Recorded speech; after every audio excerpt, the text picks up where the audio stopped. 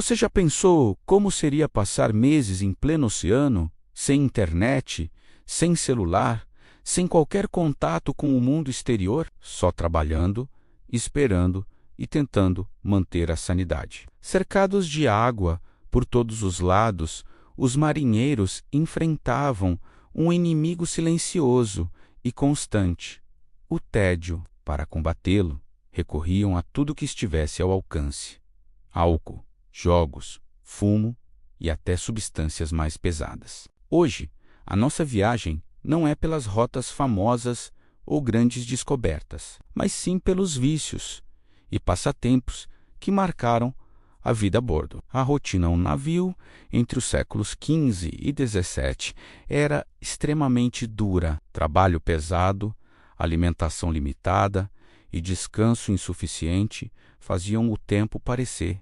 interminável. Quando não havia velas para içar, convés para esfregar ou tempestades para enfrentar, restava apenas esperar. Esperar ordens, esperar ventos, esperar que os dias passassem. A monotonia era opressiva. O mar, apesar de imenso, oferecia pouquíssimas distrações. Durante semanas, às vezes meses, a tripulação via o mesmo horizonte, repetia as mesmas tarefas e convivia com os mesmos rostos.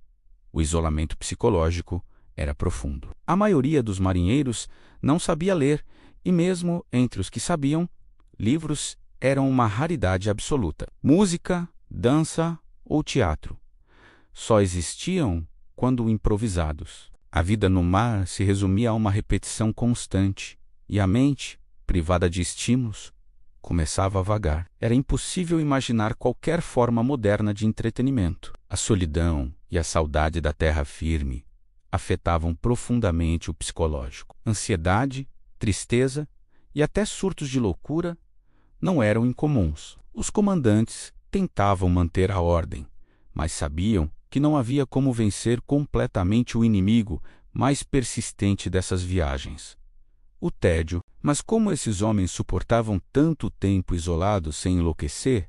Que formas encontravam para escapar da monotonia? A resposta mais comum estava nas bebidas alcoólicas. A água potável era um problema constante. Armazenada em barris de madeira, exposta ao calor, à umidade e ao balanço do navio, rapidamente se tornava turva, com gosto ruim e muitas vezes contaminada. Beber água pura podia ser arriscado. Por isso, líquidos fermentados eram considerados mais seguros.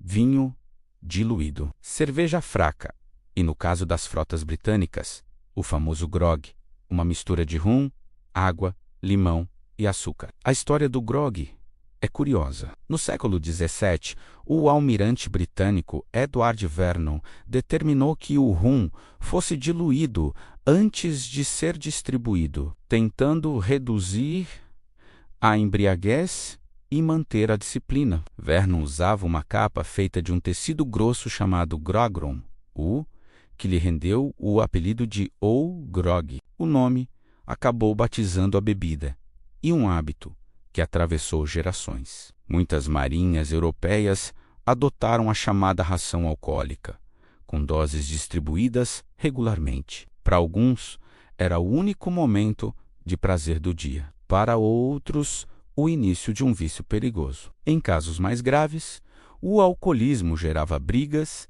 desobediência e punições severas. Chicotadas públicas, confinamento em porões escuros ou até abandono. O álcool era uma faca de dois gumes. Elevava o moral, mas também podia provocar o caos. Eliminá-lo era praticamente impossível.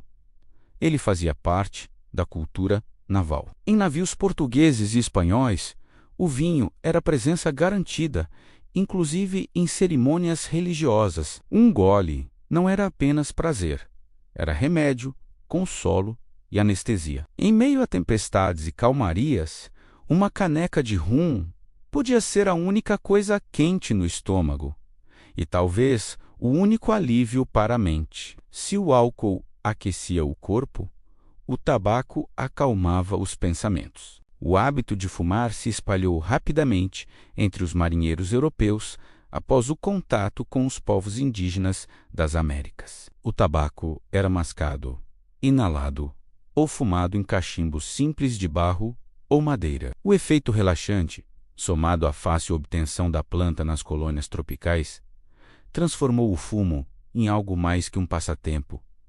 Virou quase uma moeda de troca, mas havia um grande risco. O fogo. Em um navio de madeira, cheio de cordas, velas secas e pólvora, qualquer chama podia causar uma tragédia. Por isso, fumar a bordo era rigorosamente controlado. Algumas embarcações permitiam o uso apenas em áreas específicas, geralmente ao ar livre e longe dos porões.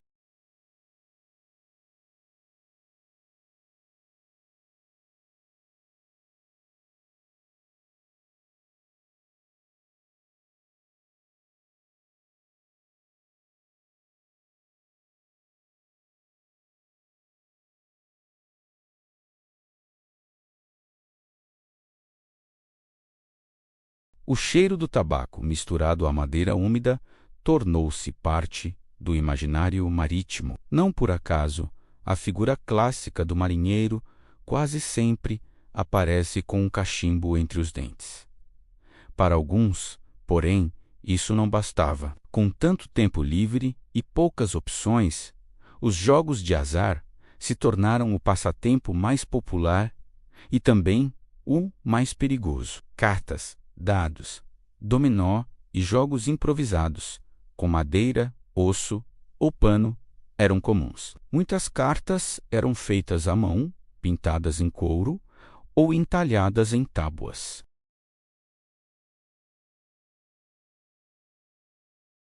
E apostas não faltavam. Moedas, objetos pessoais, botas, facas e até parte da ração de comida ou bebida entravam em jogo.